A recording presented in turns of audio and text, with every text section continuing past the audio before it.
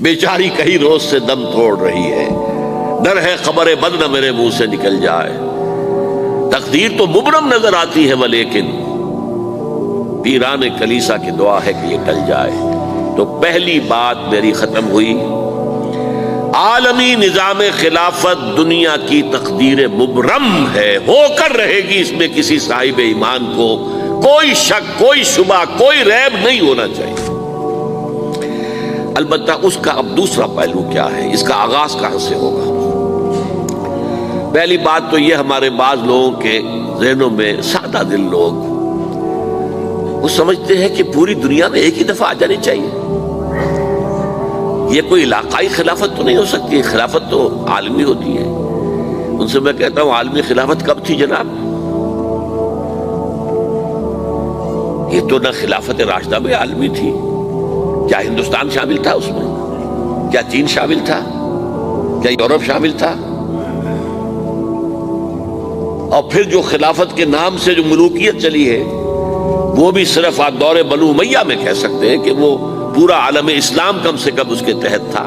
بعد میں خلافت عباس، بنو عباس میں اور فاطمیین کی خلافت میں اور آل عثمان جو ہیں آٹومان ٹرکس کی خلافت میں ٹکڑے تھے، اس سے بکھرے تھے، کوئی مانتا تھا کوئی نہیں مانتا تھا۔ اور سب سے بڑی بات یہ، اگر ایک دم پوری دنیا پر خلافت قائم ہو سکتی تو حضور کے دست مبارک سے ہوتی، لیکن نہیں ہوئی۔ نتیجہ کیا نکلا؟ ایک ملک میں حضور نے قائم کر دی، جزیرہ نما عرب، یہاں خلافت قائم ہو گئی، حضور خلیفہ ہے۔ اس کے بعد آپ کے خلفائے راشدین نے پھر اس کو وسعت دی، شرقاً غرباً شمالاً، 3 کالمز نکلے ہیں فوجوں کے، صحابہ کرام کے، 3 کالمز، ایک ایسٹ ورڈ، ایک ویسٹ ورڈ، ایک نارتھ ورڈ۔ ایک عراق کو فتح کرتے ہوئے ایران میں پہنچ گیا، خراسان تک چلا گیا، ایک شام کو فتح کرتے ہوئے اور پھر سینائی پیننسولا سے ہو کر افریقہ میں داخل ہوا اور اٹلانٹک تک پہنچ گیا، تیسرا سیدھا شمال میں گیا، لیکن یہ زیادہ دور نہیں جا سکتا تھا، کوکیشین ماؤنٹینز آ گئے، کوہ قاف، اس زمانے میں تو یہ یوں سمجھیے کہ امپیسیبل تھا نا، کوہ قاف، لہذا وہاں آ کر رک گیا۔ اب بھی یہ ہوگا، کسی ایک جگہ سے شروع ہوگا پھر پھیلے گا، اس کے سوا کوئی چارہ کار ہے ہی نہیں۔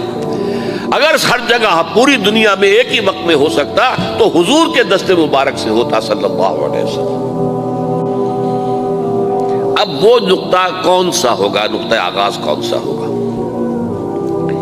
اس میں پہلی بات تو میں نے کہا، جو شک کرے گا اس کا پھر ایمان مشکوک ہے، ہوگا، لازماً ہوگا، گلوبل ہوگا، پوری دنیا میں ہوگا۔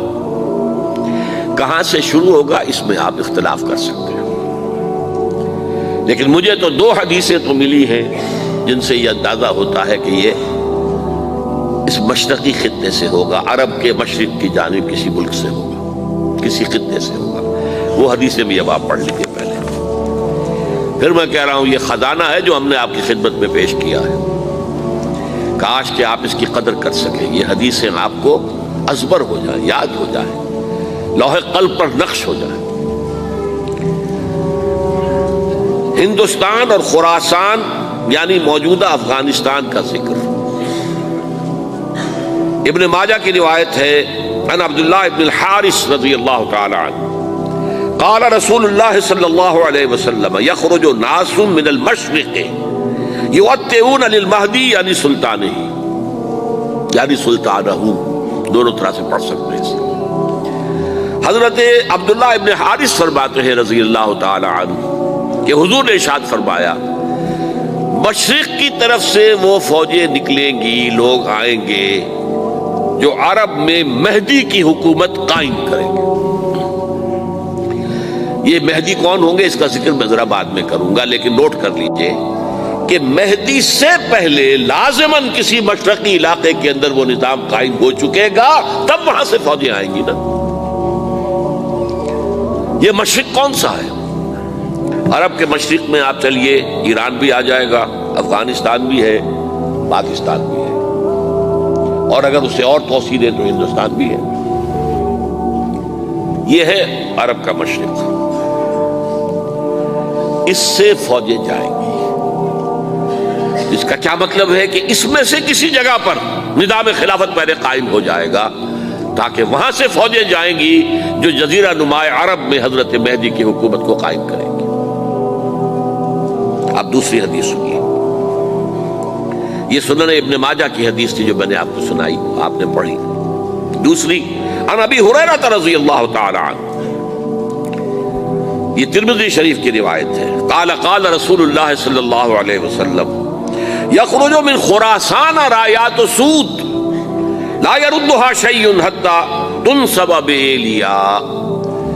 خراسان کے علاقے سے سیاہ جھنڈے لے کر فوجیں آئیں گی، ان کا رخ کوئی موڑ نہیں سکے گا، ان کو پیچھے پھیر نہیں سکیں گے کوئی بھی، یہاں تک کہ وہ یروشلم میں جا کر جھنڈے نصب کر دیں گے۔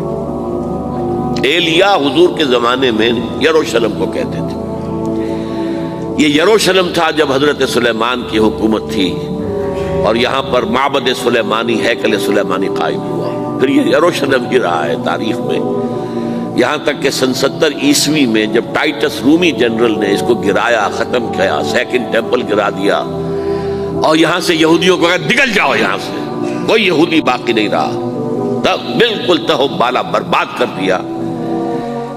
اس کے کوئی 150 سال بعد ہیڈریان، رومن ایمپرر ہیڈریان، اس نے پھر دوبارہ آباد کیا اس شہر کو۔ 150 سال تک یہ بالکل بنجر اور بالکل غیر آباد پڑا تھا۔ اب ہیڈریان نے جب آباد کیا تو اس کا نام ایلیا رکھا، اب یروشلم نام نہیں تھا۔ تو حضور کے زمانے میں پھر اس کا نام ایلیا تھا، اور اب اس سے کیا معلوم ہو رہا ہے کہ یہ یروشلم مسلمانوں کے قبضے سے اس وقت نکلا ہوا ہوگا۔ ایک دفعہ پہلے نکلا تھا، سن 1099 عیسوی میں مسلمانوں کے ہاتھ سے نکلا، کروسیڈرز عیسائیوں نے آ کر اس کو قبضے میں کیا، لاکھوں مسلمانوں کو مارا، قتل کیا۔ اس کو 1187 عیسوی میں واپس لیا ہے۔ کس نے لیا ہے؟ صلاح الدین ایوبی، کرد۔ عرب کھوکھلے ہو چکے تھے، عربوں نے کھویا، واپس نہیں لے سکے، بہت حکومت کر چکے تھے، 400-500 برس کی حکومت کر کے، اور ان کے عیش اور ان کے آرام، اب ان میں جان نہیں تھی کہ وہ واپس لے سکے۔ واپس لینے والا گرم کرد خون تھا، صلاح الدین ایوبی۔ تو گویا کہ اب آپ سمجھئے کہ 88 برس تک عیسائیوں کا قبضہ رہا یروشلم پر۔ اب 1967 میں یہودیوں نے قبضہ کیا ہے، اور اب 38 برس تو ہو گئے، 88 نہیں تو 38 برس تو ہو گئے ہیں، لیکن وہ دور آئے گا کہ اب پھر لیں گے۔ لینے والے عرب بھی نہیں ہوں گے، خراسان کے علاقے سے فوجیں آئیں گی۔ یہ خراسان کیا تھا؟ ایلیا تو میں نے آپ کو بتا دیا، یروشلم کا نام ہے۔ خراسان اس زمانے میں ایک بہت بڑے ملک کو کہتے تھے، کچھ حصہ پاکستان کا بھی اس میں شامل ہے، کچھ حصہ ایران کا بھی ہے۔ ایران کے اس حصے کو اب بھی خراسان کہتے ہیں، وہ ایک صوبہ ہے۔ خراسان ایک صوبہ ہے ایران کا، چھوٹا سا۔ پاکستان میں خاص طور پر یہ جو علاقہ مالا کنڈ ایجنسی کہلاتی ہے، اس سے اوپر جتنا علاقہ ہے، اور یہ جو واخان کی ایک پٹی آتی ہے اوپر، واخان افغانستان کی ایک پٹی سی دم سی چلی آتی ہے جو جا کر چائنا کی سرحد سے مل جاتی ہے، یہاں سے لے کے یہاں تک یہ جو مالا کنڈ کا وہ درہ ہے اور پہاڑ ہے، یہ بھی خراسان کا حصہ ہے۔ باقی تقریباً 2/3 آف افغانستان، ساؤدرن حصہ نہیں ہے خراسان کا حصہ، یہ سیستان کہلاتا تھا، یہ خراسان نہیں ہے، لیکن یہ کہ اوپر کا 2/3 آف افغانستان، اور اس کے ساتھ یہ جو عرب، جو اب یہ ترک ممالک آزاد ہوئے ہیں سوویت یونین کی ڈسولوشن کے ساتھ، یہ سارا علاقہ کہلاتا ہے خراسان بزرگ، دی گریٹ خراسان۔ میرے چینل کو سبسکرائب کریں۔